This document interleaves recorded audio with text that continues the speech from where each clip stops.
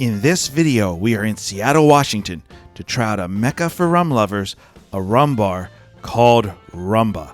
So please join us as we check out one of the largest rum lists in the United States and also try some of their tropical rum cocktails to see if this is a place you should give a visit.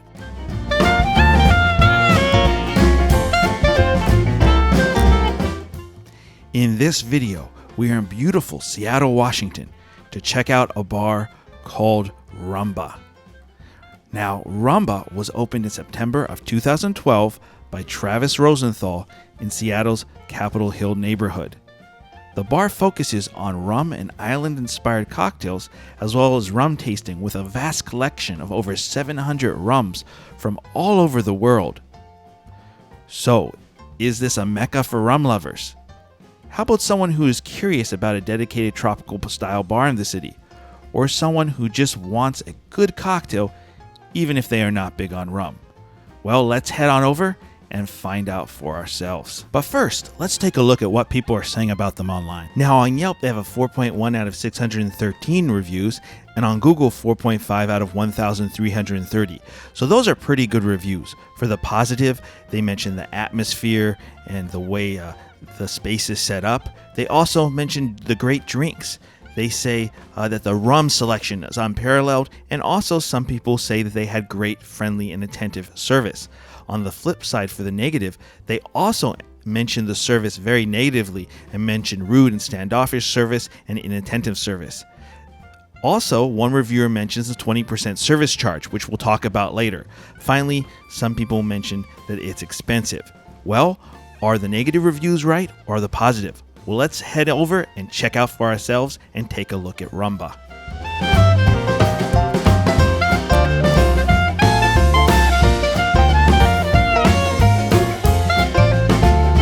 So here we are seated at the bar. Now, normally I would show you the menu at this time. However, they had the menu on a QR code, and unfortunately, I forgot to save it at the time I visited. And by the time I checked it again on the website, they changed up the menu. So I can't show you the menu right now. So instead, let's delve right into our first drink here. Now, for our first drink, my wife ordered the Café Pacote. Hopefully I pronounced that correctly. And it was really enjoyable. The Haitian rum and clarin gave it depth. Then the cold brew added this nice coffee flavor. And then the orange liqueur combined with those spices tied it all together. While it wasn't a home run for either of us, it definitely was a well-crafted drink.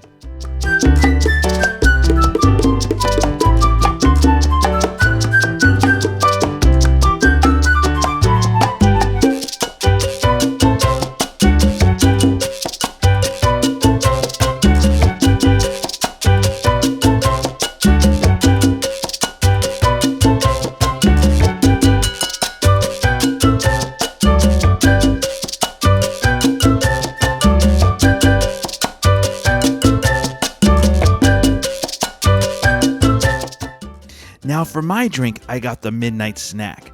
And the Midnight Snack really lived up to its name. You get that roasted peanut and rum right away with banana, coconut, and blackberry, creating a smooth, tropical peanut butter and jelly vibe. The walnut bitters at the finish balance it all together beautifully. This drink was a home run, and I would definitely order it again.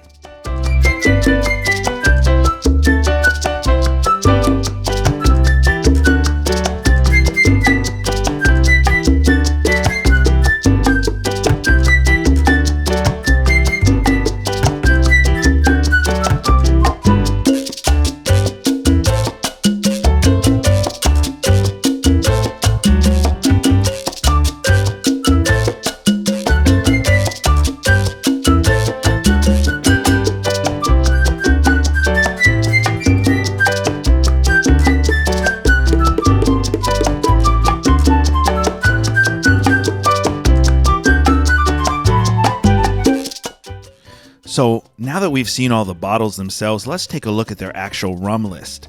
And I was blown away by the number, 746 from 45 countries. And there were countries in there that I didn't even know made rum, such as Spain, Germany, and Japan. So that was super cool. Also, they were telling me that this is one of the largest rum collections in the United States. I believe Smuggler's Cove has more rums. However, Rumba, their rums are all accessible to tasting, whereas Smuggler's Cove has some, in fact, a large portion of them, they were telling me, I don't know if this is true, that are not accessible to the average person to try. Either way, this is a highlight of visiting Rumba. You have to check out their rum list and try some rums.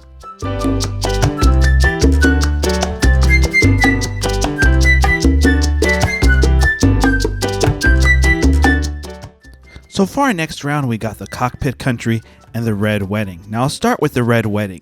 It's an interesting cocktail. The mezcal and overproof rum give it a bold, smoky base, and the passion fruit and lime add nice brightness. But honestly, the spice hibiscus tea dominates a bit too much, making it feel a little one note. Still worth trying if you like floral forward cocktails that are very tart and acidic. Now for the Cockpit Country. That drink is very rooibos forward, so you have to like rooibos, but I really like the way the earthy tea-like flavors are at the forefront, and then that Worthy Parker rum and the Herbal Amaro Montenegro and Amarino add depth, while bright lemon and hibiscus lift and brighten each sip. Also, I love the fact they use metal straws here.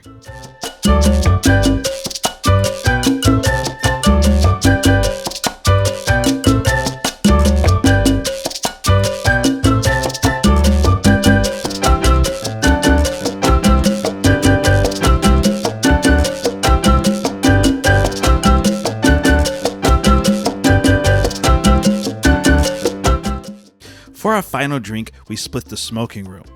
Now it starts with a great full-bodied taste, with a lovely sweetness of dried fruits, peach, and citrus notes alongside the rum. The smoky peated scotch comes through next, and Braccato Amaro with black lemon bitters adds a subtle herbal and tangy kick.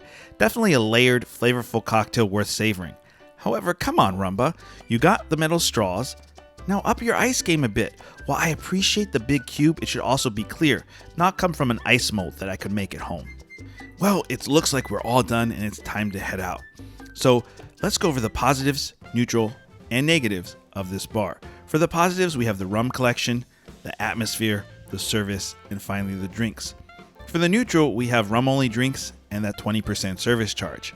And finally, for the negatives, we have just one, the fact that the big cubes of ice are not clear.